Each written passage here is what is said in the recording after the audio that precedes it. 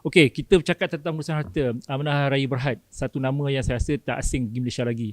Mungkin sepintas lalu Tuan boleh elaboratekan sikit apakah function segi tugas utama Amanah Raya Berhad dalam urusan berkaitan harta ni. Jadi Amanah Raya adalah sebuah syarikat milik penuh kerajaan. Okey. Sahamnya dipunyai oleh kerajaan, dipegang oleh kerajaan 100%. Dia melalui MOF lah.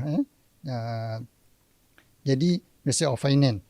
Jadi dalam masa yang sama, kita mempunyai akta kita sendiri. Kita punya undang-undang kita sendiri, iaitu Akta Perbadanan Amanah Raya 1995.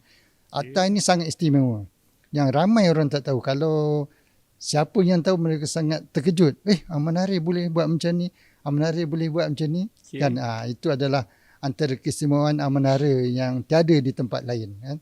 Di samping, dalam masa yang sama juga, Amanah Raya telah wujud lebih daripada 100 tahun.